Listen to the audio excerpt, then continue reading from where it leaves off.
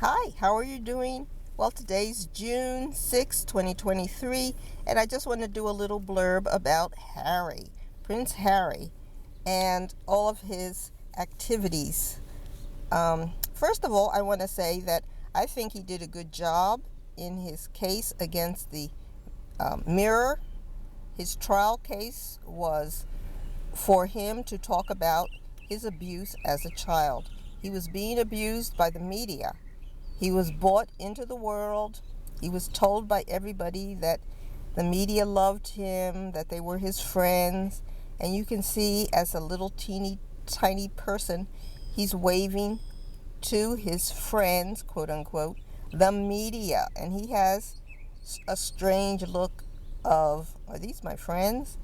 And he grew up thinking, what in the world is the media, and what's my relationship to them? And he tried to be very friendly because he was told they were his friends. In the meantime, they were eavesdropping on him. They were going into their phones, the family phones. They were doing all kinds of things to get information about Harry as he grew up, and they wanted to get dirt on him. He was the fall guy. He wasn't going to be the next king. He was the jester, and everything he did was fodder for the media because it sold papers and that made them a lot of money. So Harry's story was one of an abused child, abused by the media who he trusted. And during his court hearing, people kept saying, well, he was supposed to prove that they burst in through his phone, through his emails, and so forth. Well, no, he wasn't supposed to prove that because he's just a kid. When all of this was happening, Harry was everything from an infant when they were trying to claim he wasn't even of royal blood and that he wasn't Charles's son. And that happened the minute he was born, and that stayed with him, and then everything else in his life was also used as abuse. So he was an abused child, and that's how he came off in the trial. He was talking about childhood abuse because he was in the royal family. So he didn't have to prove anything. He talked about the effects. They said, well, he didn't even read some of the articles. Well, that he didn't have to, because he was talking about the effect of the articles. He didn't read the articles, some of them, but his friends did. The people he was in contact with, his friends at school and so forth, read the articles and used the news in the articles against him because maybe it was true, maybe it wasn't. But whatever they wrote, that was what was used against him. And the media should have laid off him during his entire childhood. We do not want children put in the media circus in order for older people to make money, because it turns to hatred. These people actually hated Harry, and they wanted him to fail, and every chance they found where he had a weak spot or whatever, they used it against him, and they blasted it over and over in the news, including his mother's death. Now, in England, people say, well, I don't know why Harry doesn't get over it. His mother died, and we know that. Get over it and move on. Well, that doesn't work. When you have trauma as a child, that trauma stays with you for life. Harry will have this trauma when he is 80 years old, and he will never get over it. And I'm shocked at how little people in England understand mental health and childhood trauma. It's so stupid for them to even say that Harry should get over it and, quote unquote, move on. He will never move on from the death of his mother. And the fact that during his life, every time they mentioned Harry in the media, They repeated those pictures of him walking behind the casket of his mother. For most people, that event happens one time, we never see it again, and it's in our memory. For Harry, not only was it in his memory, it was in his conversations with people, and it was on television, and it was in newspapers, and it was on other media, radio, everything. And so he never had a chance to move on and move up. He's never going to forget it. It's always going to be traumatizing, and it would be traumatizing to a normal person. But for Harry, it's even worse. He can't even get the media to stop showing his trauma over and over and over and over and over again. They want to get likes, they want to get views, and they know that playing Harry in whatever vein they can really works. Now, about Harry in his Nazi uniform. Harry grew up knowing that his father's family were Nazis. And I think the only person in his father's family who did not turn out to be an active Nazi was Philip. And we don't really know what he felt, but at least for his station in life, he never came out as a Nazi. But I believe the rest of his family did. So for Harry, being a Nazi was part of his family.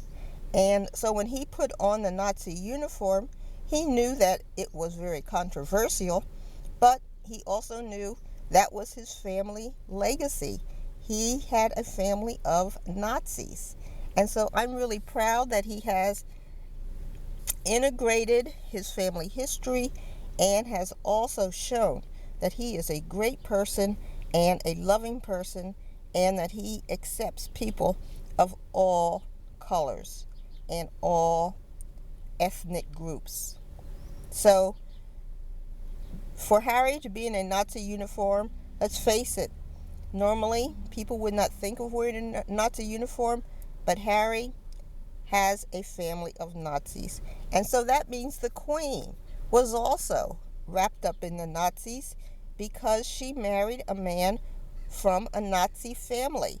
Most people who were not Nazis would not marry a person who was in a actively practicing Nazi family.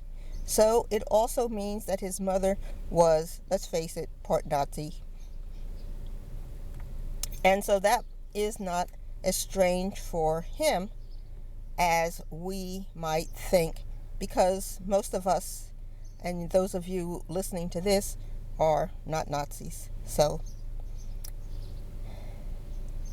and in his school, they send him to these elite schools. They pay a lot of money, but Harry's time in these schools show that you send these kids to these schools and they get involved in drugs, they get involved in racism. So wearing a Ku Klux Klan outfit or wearing blackface was something Harry learned through his family. Like I said, they're Nazis, and also through the school they sent him to. So you pay thousands and thousands of dollars to send your kid to school, and they learn to become racist, and they also get connections for drugs. Now, Harry had people who were supposed to be monitoring him. He had security people. So where were these people when Harry was in school and his friends are bringing drugs into the school? Where are the school staff who are allowing these kids to bring drugs into the school and allowing them to be given to the students? None of this is discussed. So I would say those schools need to be evaluated, researched, and find out where the drug dealing is coming from, because it might be even from the staff. The staff might have found a new line of income, and they might be bringing drugs in to the students because these are rich students and they can buy a lot of drugs. So I would say Harry was set up and introduced to drugs by his classmates, some of whom are rich because they do sell drugs, by staff at the school, and by other people he met who knew that he was a setup by the media to be easily influenced into using and taking experimental drugs, as many people do during their youth. But Harry was a media landmark setup. People knew that if you could get in touch with Harry, you could probably end up being able to sell drugs not only to Harry, but also to his friends. And all of his activities, his polo games, of course, were publicized, so people knew where to go to sell the drugs. Polo day is, Saturday, go to the polo field, and there'll be a lot of kids there that you can sell drugs to. So why does Camilla want to get rid of Harry? Well, because Harry is very cautious. He's learned to be cautious over the years, and Harry watched William's back. Harry was very observant. Harry was not easily gullible for all of his life about who was out to hurt him and William. Harry was angry at the people that were surrounding him in the palace. He knew the gray suits were not all great people, and he knew many of them probably were out to hurt him. So he was watching William's back, and that is the person that Camilla really wants to target, I believe. So, what do you do if you want to get to William? You got to get rid of the person who cares about William and the person who is watching William's back every day, all day, and who is bringing questionable issues to the forefront. Camilla had to get rid of Harry, just as they got rid of Diana, who was protecting both of the boys. Now they have to get rid of Harry, so that Harry, now off in the United States, he's been bashed by the media and by Camilla and by Camilla's son, because they want to make sure that he is not welcome back in England as a highly respected person. They want to make sure he stays as far away from William as possible. And he doesn't want Harry, she doesn't want Harry to be the security person that can't be bought off and influenced by her or subject to her commands, now that she has been made queen by Charles. Okay, now I say also, my feeling has always been that all of Camilla's kids are Charles's kids. So Charles is ambivalent. Either way he goes, Diana's kids, Camilla's kids, they're all his kids. So Camilla, I believe, wants her own line of royalty, and so she wants her daughter, her son, to be blood royals, and so she has to bring that out at some point, and I believe the Trooping of the Colors will be her first point to start showcasing her kids, and eventually she'll have to bring them out as genetically Charles's kids so that they can pass the line of royalty through their bloodline to her grandchildren, her great-grandchildren, and so forth.